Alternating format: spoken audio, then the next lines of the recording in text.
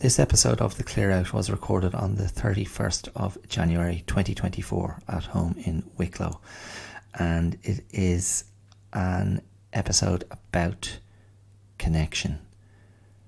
I wanted to talk about connection after listening to someone else's podcast, and it was a music podcast, and I was like, oh, why is this moving me so much? And it was about connection to the artist being discussed. And so I talk about, my connection to different musical artists and to movies in general, and then speak about a recent movie in some detail at the end of the episode.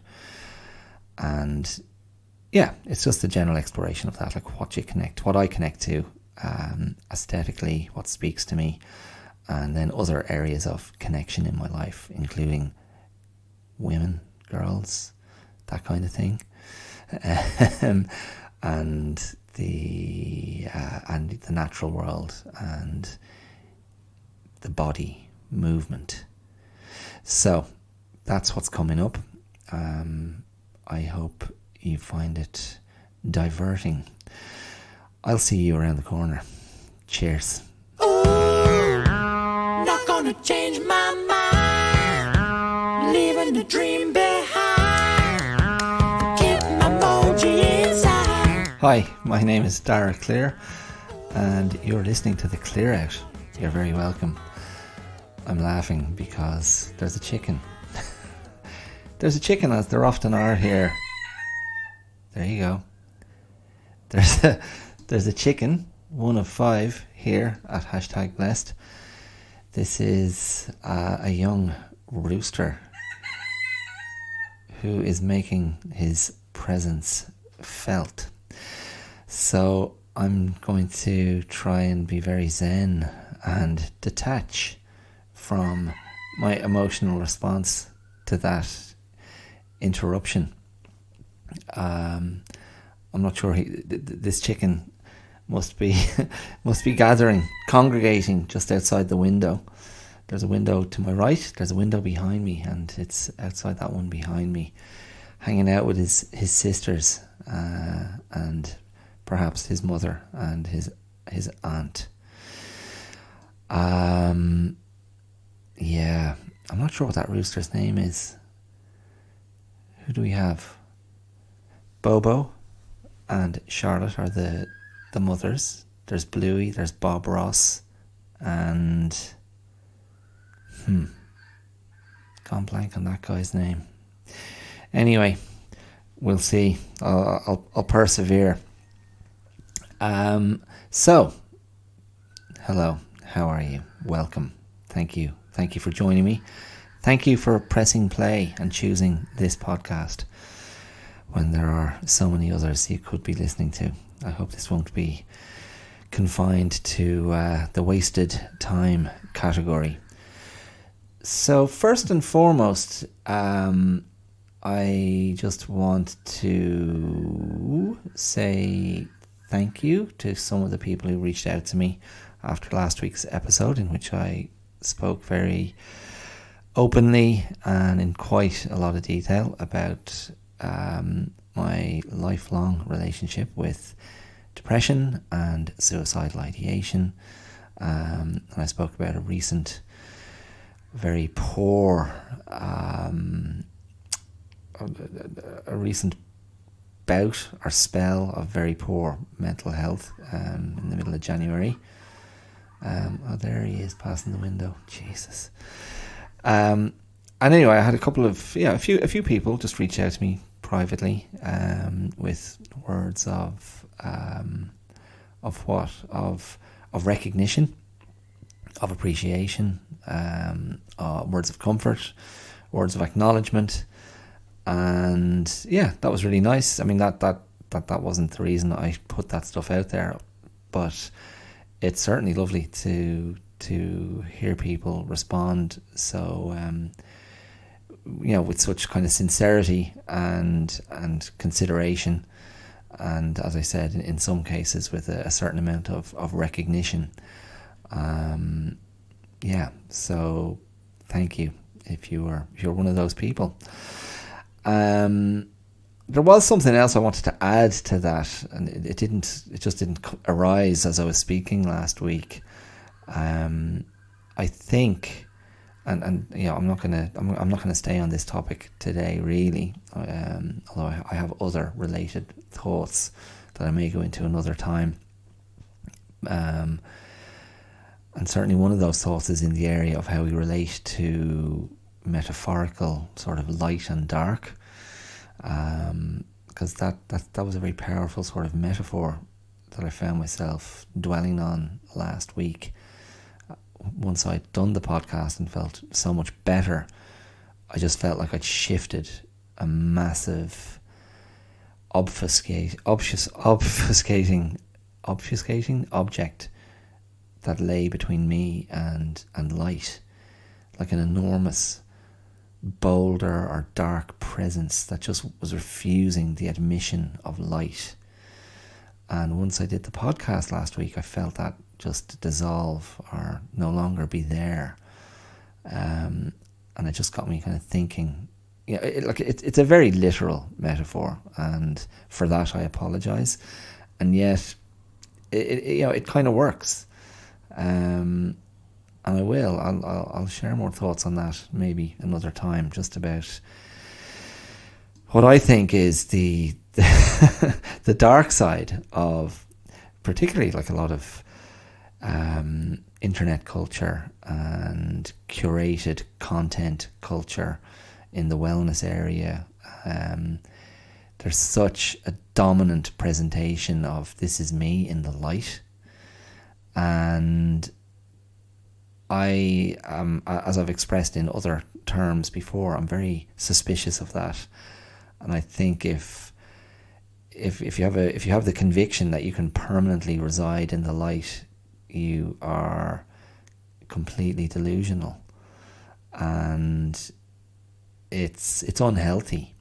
Of course it's analogous to the idea of you can be happy all the time, which I've never believed and don't value that as a concept.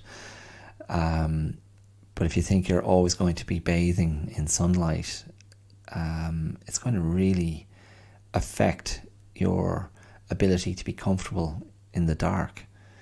And me doing a podcast like I did last week is a reflection of a certain amount of qualified comfort with darkness that I have.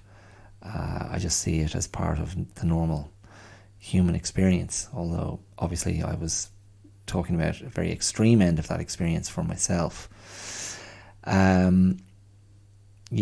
But in any case, I was going to say, just in the specific context of dealing with mental health struggles, and particularly depression, anxiety, etc., and related mental health experiences. It was only afterwards I was thinking, to do that on a sober spectrum is a very particular thing. Like, that's a very particular battle, as opposed to doing it within the kind of the comforting influence or the suppressing influences of alcohol or drugs. And that hasn't been my road historically. It hasn't ever really been a feature in my life. I can enjoy a drink or two, and do, but it's never been my coping mechanism. It's never been what I've sought out as a way of obliterating the darkness or the debilitating thought patterns or the emotional disruption, obliteration, chaos, whatever you want to call it. And I think I do think that's a very relevant point. And that is not to say I'm not trying to weigh one against the other. I'm not trying to put one up on a higher position of coping or a harder type of struggle. It's just different. It's different coping with that stuff when you're not someone who's accustomed to using alcohol to cope or drugs to cope, just as it's very different for someone who does use those substances to contemplate coping with a certain level of sobriety. So, and of course, if there's a substance dependency or addiction, of course, that's really so closely connected to those struggles and trauma, and everything else. So in any case, that was just something I wanted to add as a sort of a coda to last week's episode. But once again, let me just say, some of the responses I had, even a word here or there, some much more detailed than that, were very meaningful to me, very moving, and indicative to me of the value of putting something like that out there into the public space. So yeah. Okay, so moving on, today I want to talk about connection. It was funny, last week I was driving up to Dublin early one morning, and I was listening to a podcast that I've mentioned here before, 60 Songs That Explain the 90s, curated by and presented by Rob Harvilla, who I think he's a very funny, self-deprecating Midwestern American who has a very emphatic style of delivery, but often suffused with a very knowing humour. And often, can be very moving. Just some of his observations and the way he lays out his own responses or connection to certain songs or musicians. But in any case, a very recent episode, maybe last week's episode, was looking at George Michael's song, his single Freedom 90. And I was listening to it. I listened to the whole episode, and I just found myself, quite affected by it, and really thinking very fondly of George Michael, and kind of feeling sad about his death. And I was just like, oh, right, okay. So what I was kind of just checking myself, going like, what's this about? Why is this speaking to me so much? Because it wasn't like I was a dyed-in-the-wool Wham fan, and then I just was like, oh yeah, well you you can't really control what you connect to or what connects with you. Like, either something connects or it doesn't, and Wham and George Michael, they connected with me on some level, even though at the time, even as a kid, I would have been like, oh well, Wham, that's primarily a pop act for girls, and one of my older cousins was a big fan, and that just made sense to me. And then she was a George Michael fan when he commenced his solo career with Faith, that album. But by the time I was a little bit older, I was like, yeah, no problem. I'm very happy to go out and buy the album that Freedom 90 was on, which was Listen Without Prejudice, Volume 1. But yeah, it was funny listening to Rob Harvilla on that podcast, just describing the young George Michael and Andrew Ridgeley, and just describing them as very good-looking lifeguards. And I think I certainly know that, like, as a young kid, as a boy, I was interested in male beauty, and certain figures kind of jumped out at me. Elvis would have been one for sure, and yeah, George Michael and Andrew Ridgeley would have been others, and probably George Michael particularly. And I don't, my memory is not one of of any sort of budding or latent sexual attraction. Although, I mean, I suppose that could have been in the mix. It's not inconceivable. But that wasn't how I was thinking about it. Although as I think it through now, I suppose it's pretty safe to say that I was admiring boys before I was admiring girls, in that sense of, pin-ups. And then there was a shift, and I was always interested still in kind of cool men or good-looking men. I mean, David Bowie would have featured very prominently as a kid growing up in the 70s and 80s, and David Bowie's shift into the sort of Let's Dance era and his kind of 80s sort of, I don't know, kind of an 80s Bowie chic. Like he was somehow slicker and cooler and leaner, and the lines were cleaner than a lot of other 80s style. And you had that as a sort of a reference point. You had Wham's kind of nice boy shininess. Maybe Michael Jackson around the Thriller era in his white suit. I was like, these guys are really cool and very attractive men. And wouldn't it be nice to be that attractive? But so I was kind of laughing at myself, going, "Oh wow, yeah!" And every little clip that was played of Wham's back catalogue and George Michael's back catalogue, I just found myself going, "Oh yeah, oh yeah, I remember that well." And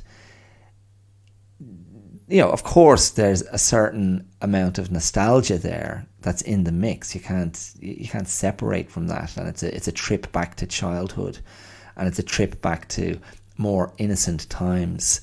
And I remember having like friendly debates about George Michael's sexuality with a friend of mine, a girl who I used to pal around with, and she was a little bit older than me and therefore supposedly more sophisticated, and she was definitely a girl that I was attracted to.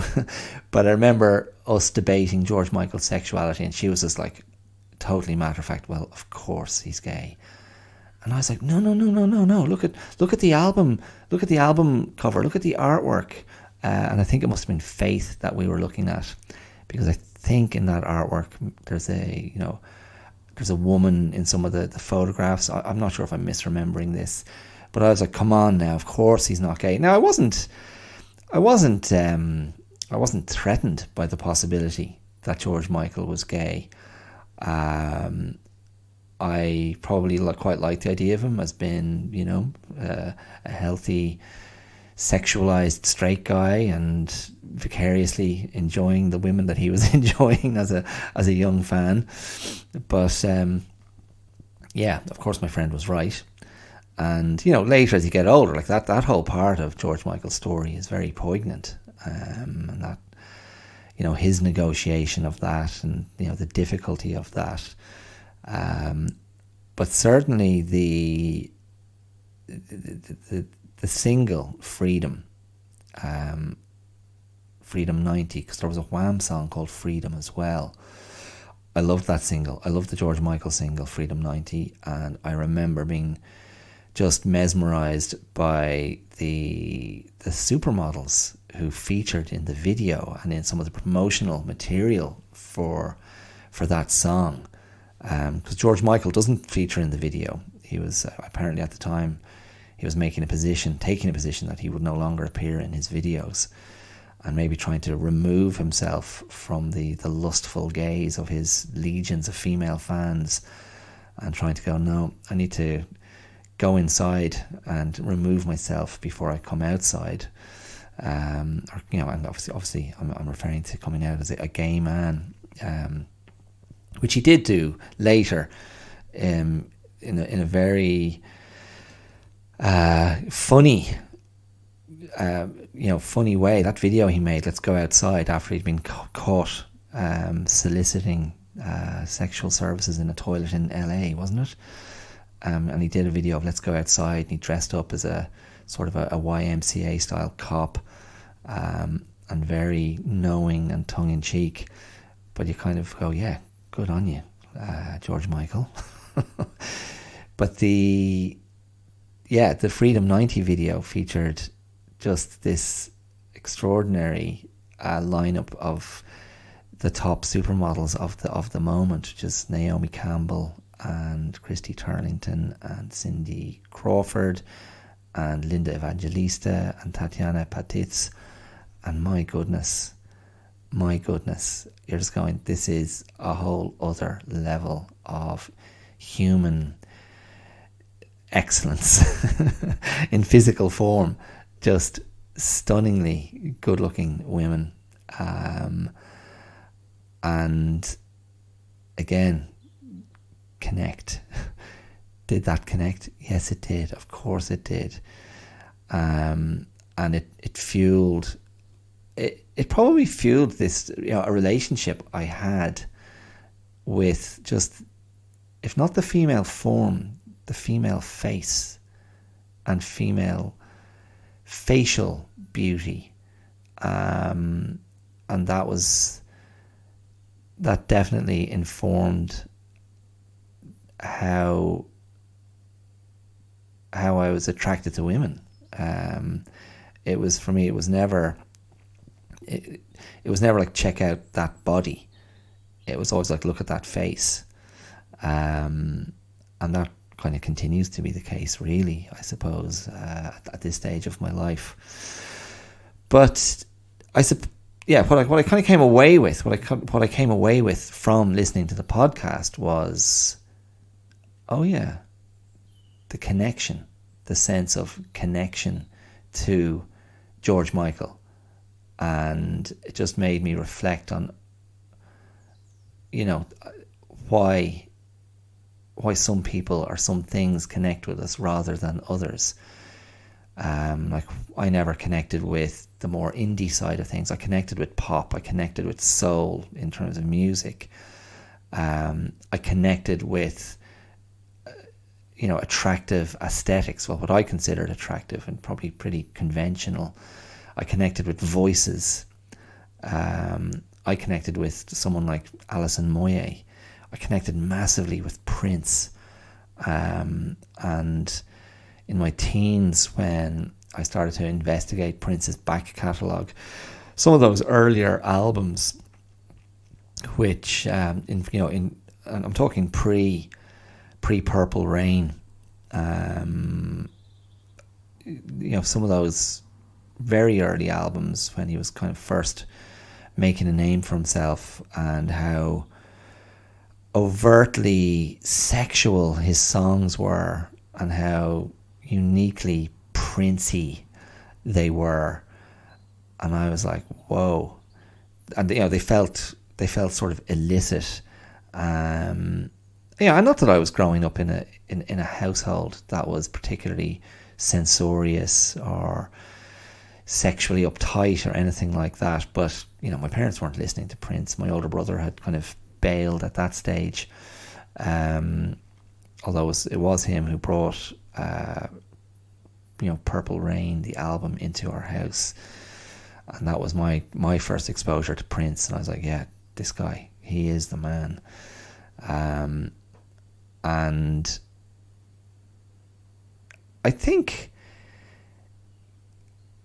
Prince, of all the music I listened to growing up, like Prince's music and his, as I say, his back catalogue at that time in the mid 80s to kind of mid to late 80s, like, there was nothing more sexual I'd been exposed to.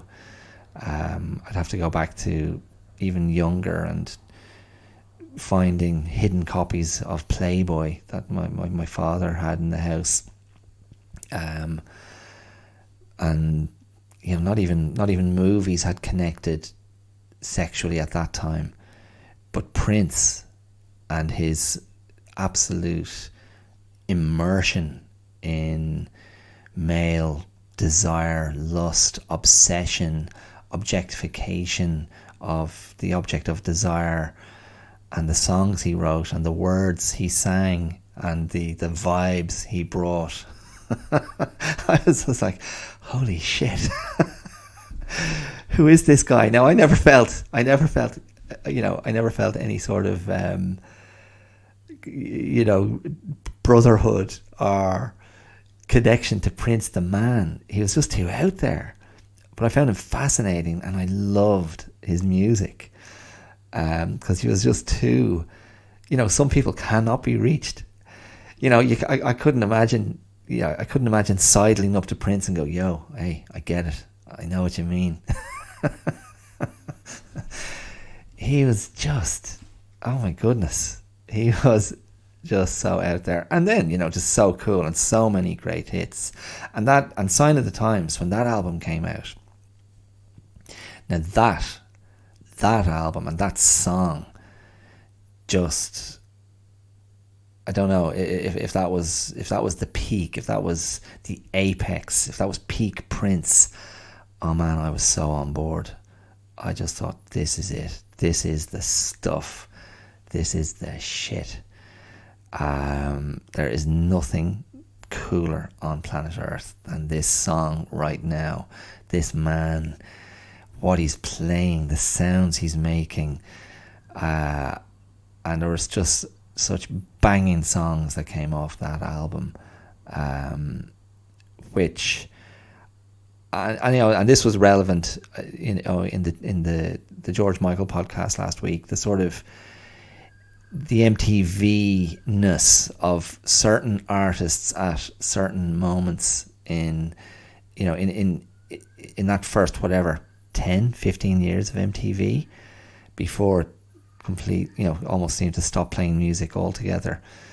But if you were watching MTV in the 80s and watching, Prince songs and watching Madonna, I think as of as a real MTV artist, Michael Jackson, and you're whatever age, anything from 8 to 15, those videos, those songs, they are going to hit, and they did. But yeah, Prince, unbelievable stuff.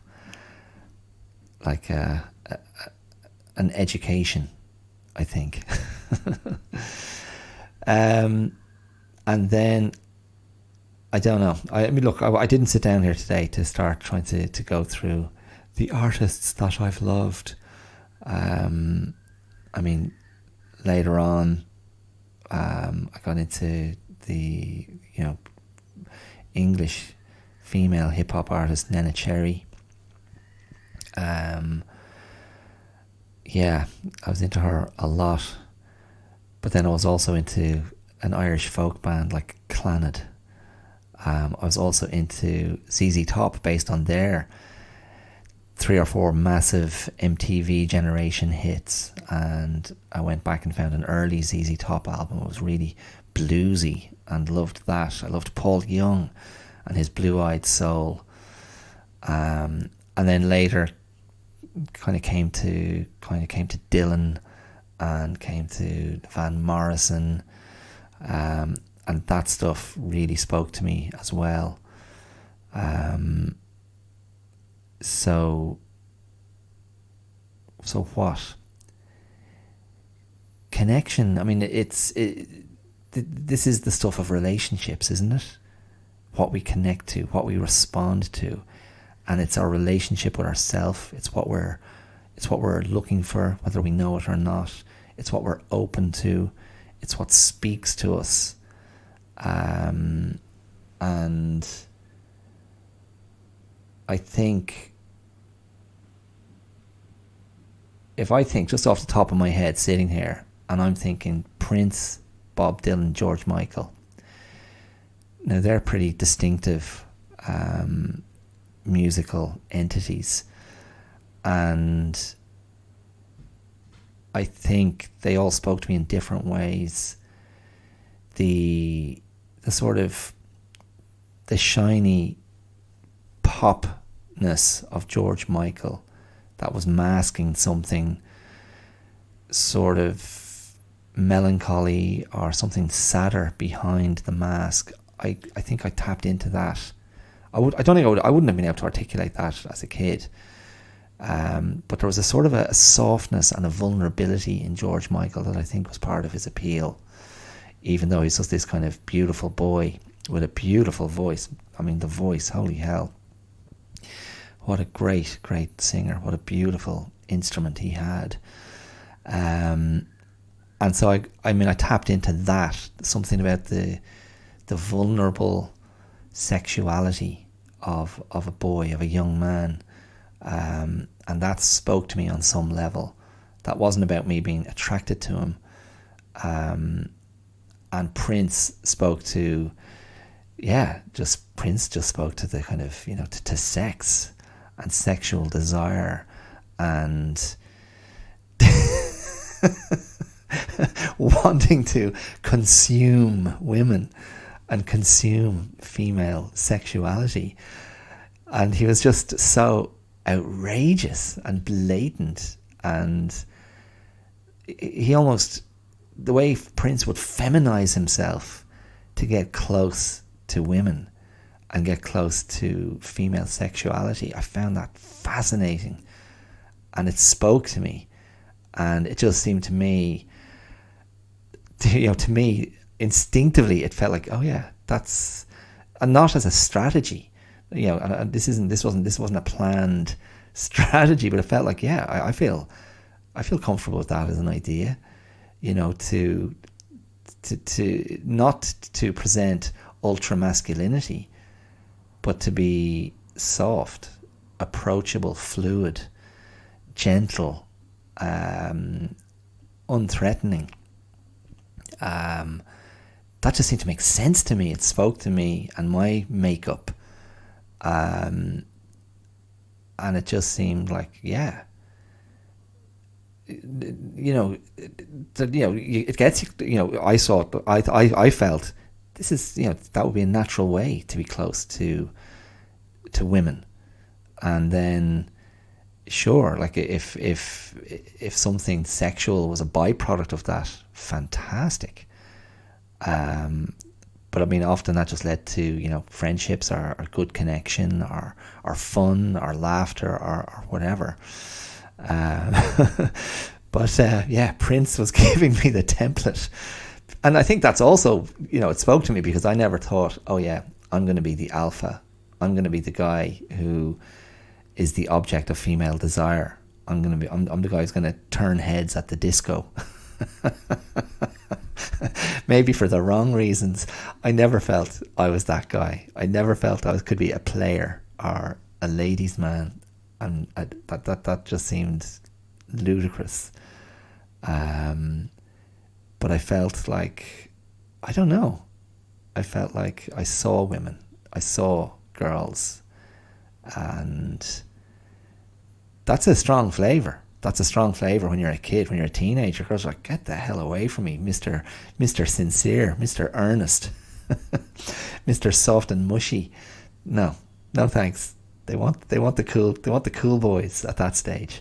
And then Dylan, Jesus, where do you begin? There was something in Dylan. The clarity of his storytelling, the clarity of his lyrics, the clarity of the sentiment coming out of this voice, which is frankly not a lovely voice. But when you hear Blowing in the Wind for the first time, or when you hear Hard Rain's Gonna Fall for the first time, there's something about the purity of the message, and in the folk medium, and the kind of judicious nature of Bob Dylan's lyrics, that if you're on that frequency, if you're open to receiving that, it goes straight to the heart. It goes straight to the vein of the human experience, of fellow feeling, of something intimate and universal. and the sort of deceptive sophistication of Dylan lyrics, which of course changed over time and got more obviously sophisticated and poetic and layered and more brilliant. But my entry point was Bob Dylan's More Greatest Hits. I'm sure I mentioned this before at some point. Was the More Greatest Hits double vinyl album, and there were just so many great songs on that. And one of my favourites, and there were so many on that album. I remember loving Positively 4th Street, but ultimately one of my all-time favourite Dylan songs is Don't Think Twice, It's All Right.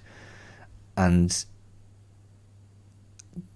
what he tapped into for me in that is a sort of male heartbreak / stoicism / self-pity. And I was like, oh yeah.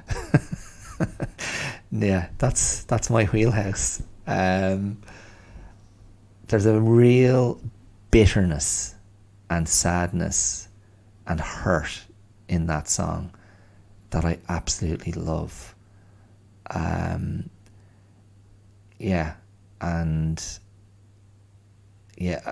So that, like, Dylan, the way he spoke to that part of my evolving brain or evolving sense of self, I don't know. So I don't know if that covers all the bases, because like Dylan had the kind of the political, the social, the personal, there's such richness to be mined in Dylan's songs, and I'm not a completist, and I don't consider myself a Dylan head. It's just not how I roll with how I think of. I've never been that kind of music consumer, that type of music listener or fan. But certain artists at certain times took hold.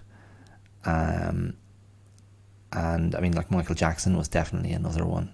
And I know Michael Jackson and his own personal legacy and the abuse allegations and stories complicate how we think of him, but I'll never not be a fan. I'll never not be a fan, particularly of Off the Wall and Thriller, and Bad. I mean, those 3 albums in particular.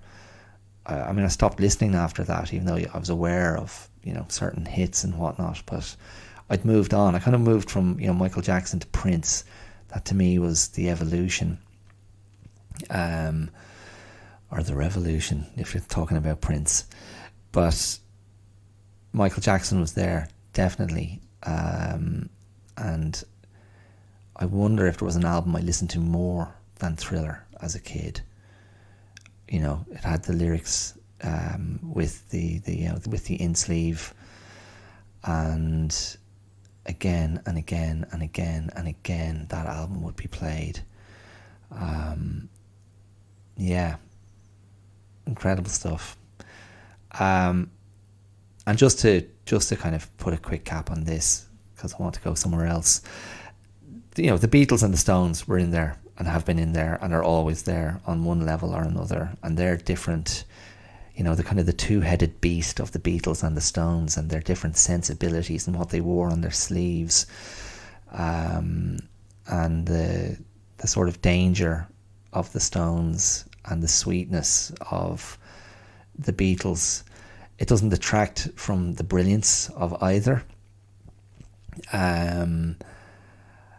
Just extraordinary bands, extraordinary songwriters that evoke very different feelings. And I think if the Beatles appeal to the heart and the head, the Stones, to me, were always a below the belt band. And with some, with certain tracks, moving to different parts of the body. But and that's a very crude reduction. Yeah, but great stuff altogether. Anyway, the other thing that I've connected with, obviously, is movies, and I think that's just the way film can infiltrate the senses and get inside you through, just through sound and motion and image. It's as simple as that, and the filmic nature of how we receive the world through our eyes, and how a film can capture that and just put these bewitching images in front of us. I sat and watched half of Blade Runner last night. I was just too tired to watch all of it. But just that, one of those opening moments of the eyeball, a human eye, a close-up of a human eye, seeing an eruption of explosive flame, and it fills one side of the iris of this eye. It's just an extraordinarily brilliant image. And it's kind of impossible to watch a Ridley Scott movie and not think of his background in commercials, not think of his background in TV commercials and his ability to capture images. And there's another sequence in Blade Runner where Harrison Ford's character is dreaming of a unicorn moving through a woods during a sort of a misty day. And that just feels like straight out of a TV commercial for shampoo or chocolate or unicorns. But just, such visual flair, and the world that is created in Blade Runner, and the music, the Vangelis soundtrack, and the characters, and when to put the camera in close and when to pull it away, and such vivid characters, from Emmett Walsh's sleazy police chief to Edward Olmos as the very peculiar detective who seems to be always over Harrison Ford's shoulder, watching him, slightly mocking, patronising him. Harrison Ford in his young prime, he must have been around 40 at that stage, I think. Sean Young, an actress I've never particularly warmed to, but very good as well. William Sanderson, Daryl Hannah, Brian James, and of course Rutger Hauer as Batty, as Roy, the kind of alpha of these cyborg creations who Harrison Ford's character Deckard has to eliminate or retire, is the phrase they like in the vernacular of the movie. Brilliant. I was too young as a kid to really appreciate the sophistication of Blade Runner. I think it came into our house as a video at some point. I just remember one of those end sequences where Deckard is pursuing Roy, and his hand goes through the wall and his fingers get broken. But I remember watching it as a kid going, why isn't this more like Star Wars? But now it would be one of my favourite movies. And again, Harrison Ford as this kind of, bruised, noirish detective. I think one of Harrison Ford's great assets as an actor, the way he can wear male vulnerability in this otherwise sort of alpha persona. He just walks that line in almost all of his movies very effectively and very endearingly. I think it always draws you in, because he's far from all dominant, and that spoke to me as well. But yeah, I think I was going to just talk quickly about. I don't know what the conclusion is to this. There's another movie I'm going to talk about now in a second, but still staying in this area of connection. And I've spoken a bit about music, and I spoke just there briefly about movies. And there's definitely a through line. The aesthetic is in the mix. The artistic beauty of actors, of images, of performers, of their fashion, their look, their vibe. That's always been in there for me. That's always been something I've responded to and still do. And I think for someone who sits at this mic once a week and just talks and talks and talks, and it's words and it's language and it's verbal, and it's often very cerebral, I suppose. I'm not using that as a self-aggrandizing term, but in fact, I think of myself as a very visual person, and that's how I consume the world. I consume the world visually, and I respond to what I see, and I respond to how things move, and that's usually my entry point. And so I like to use my body, and I like to take things in when I'm using my body, whether that's walking up in the hills, which I've been doing quite a bit of lately with Pepper the dog.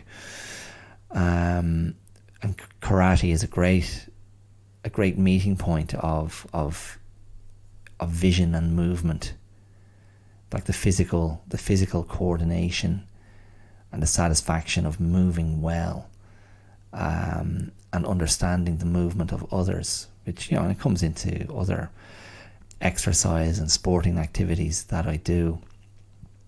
But it's a huge part of how I interact and engage with people and take in the world around me. So I will connect to people that way. I will connect internally as I'm taking them in. I'm looking at the physical, I'm assessing, I'm feeling the physical, the energy, sensing the movement, sensing strength, sensing weakness, sensing emotion, because it's visual and physical, and it's sensible. It can be sensed, and that's what I connect with. And I can connect with a glass of wine. I can connect with a plate of food. I can connect with, obviously, the people I love and care about. Like, I was just watching my daughter sitting on the couch the other day with her headphones on, looking at episodes of Bluey, the Australian cartoon, and just watching the smiles and the laughter play on her face from the other side of the room. And it's just, that's its own kind of magic. Or seeing my wife laugh at something as well. I respond to laughter. Smiles and laughter. That's definitely the sunny side of things. But I respond to tears. I respond to, the other emotions as well. I respond to anger. I respond to sadness. Anyway, listen. This is an incomplete thesis today. I just knew that was my starting point. And certainly I recognise that last week's episode was a moment of connection. It was me connecting with my own understanding that was something I needed to do. And what I did then did connect with some other people, which is lovely. And I know some people connect to my voice. I know in some of the teaching that I do, there's a way I have of, my kind of teaching approach is always the the desire is to break things down and make them simple and make them understandable and help people access the objective as quickly and as easily as possible, so that they feel empowered by it. So yeah, that's connective territory as well. And yeah, connecting is, of course, it's the joining of things. It's the joining dots, making connections, and that's one of the stated raison d'etre of this podcast. One of the stated missions of this podcast is to connect, understanding, making sense of things. All of that is in the mix. But in any case, one thing that did connect with me recently was it was Alexander Payne's The Holdovers. Have you seen that yet? I'm not sure there's a better director around who is fundamentally like a cinema laureate of male defeat and male pain.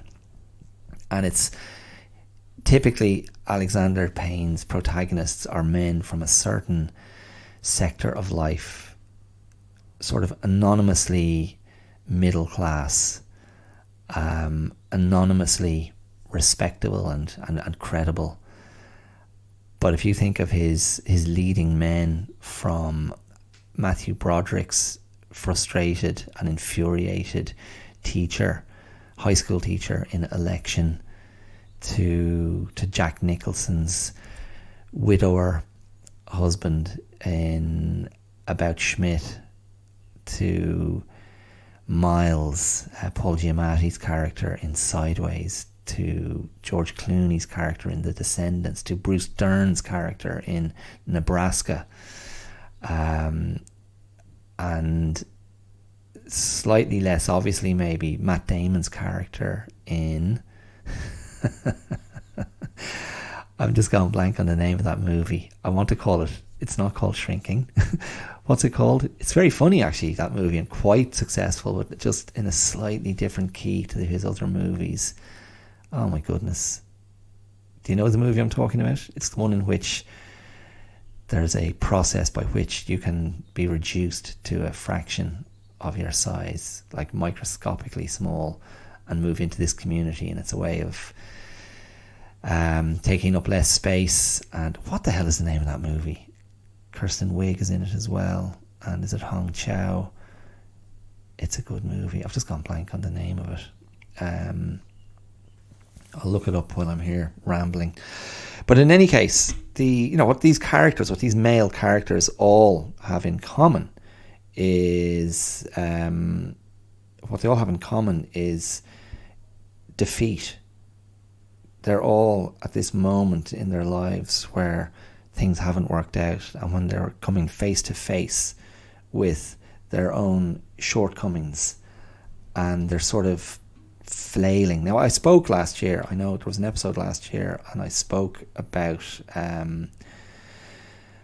The Descendants, and the George Clooney character in that, and coming to terms with a wife who's in a coma who was having an affair on him, and just the unravelling of what he understood to be his world. And Alexander Payne, he just depicts these characters in these stories with such honesty and such kindness. He's so kind to these characters. He's not patronising them. He's not ridiculing them. He just seems to have an innate sympathy for male collapse, and men thwarted in their ambition or understanding of themselves. And they've all worked for me. The movie with tiny Matt Damon is called Downsizing, from I was going to say 6 years ago, but it's 7 years ago now, 2017. And it's, I suppose from a storytelling point of view, it's the most adventurous or offbeat of the movies. They're all sort of, dramedies, comic dramas, dramatic comedies. But there's such palpable humanity in his stories and in his characters. And his most recent film, The Holdovers, I just think is wonderful. I think it's absolutely brilliant, and it has at its centre a fantastic performance from Paul Giamatti as an angry and crushed classics teacher in a boarding school in America at the start of the 70s, and he finds himself sort of tricked into being the stay on the grounds teacher over the Christmas holidays to look after students who couldn't get away. And the film ultimately revolves around his relationship with a student played by an actor called Dominic Sessa. I think one of his first movie roles, and he's brilliant, who's an unhappy young man with a lot of stuff going on in his life, but he's very bright, but he's very sort of wounded, and he's sarcastic. And the third character in this kind of, who holds the kind of the narrative together, is the sort of the head cook at the school, a woman who's just lost her son to the Vietnam War. She's black, and her son had been in the school himself, and again, very sort of lightly dealt with. And sorry, I don't think any of that is a spoiler. I think you'd get all that from the trailer. And I'm not really going to go into spoilers here because that movie is still out there. You can see it. I think it's on Amazon Prime. But it is so worth checking out. And the aesthetics of the movie, the sound, the cadence of the voices, the language that's used, the color palette, the soundtrack, the musical numbers that play at different times, the camera stock, like the opening sequence of the film, I just fell in love with it instantly. It's winter, everything's covered in snow, and it's funny, the movie it made me think of before I'd heard a word of dialogue was I'm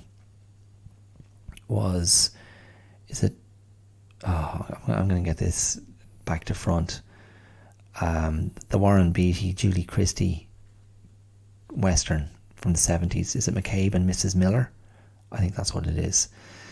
Robert Altman's, movie, sort of, new Hollywood anti-Western, and there's some great snow cinematography in that film. And that's what this movie put me in mind of, just because Payne was so successful in capturing the era and the vibe. It really is excellent. And just a reminder that so few of these movies seem to be made anymore. Just very unambiguous human dramas that sit in a place that's just not too extreme, and it's not wearing it on its sleeve too obviously, and it's not about issues. It's just people. It's just people trying to get by, trying to cope, trying to survive, and maybe trying to do a little bit better. I find that really admirable and very moving and really lovely.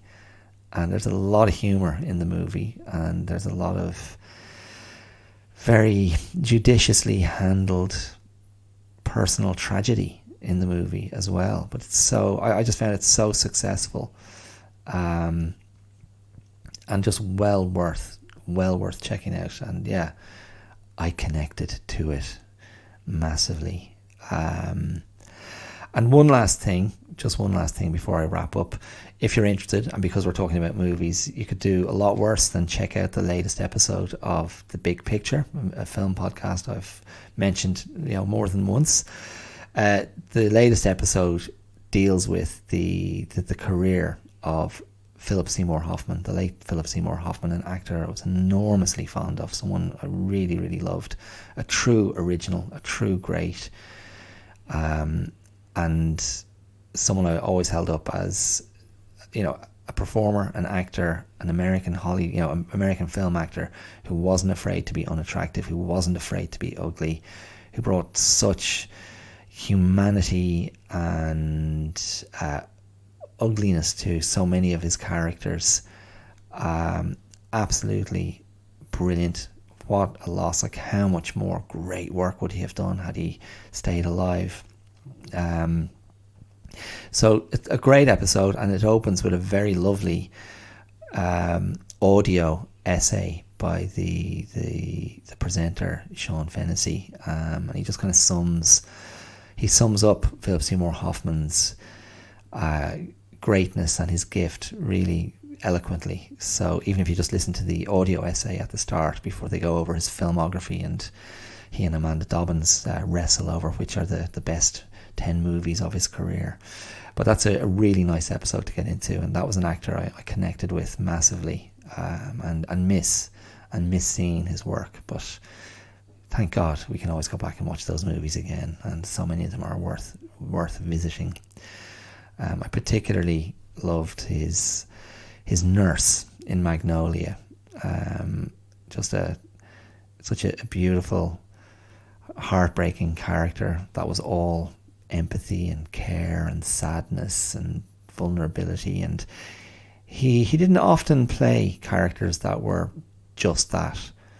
They were often, most of his characters had elements of darkness, but I particularly like that character in Magnolia who tends the dying Jason Robards.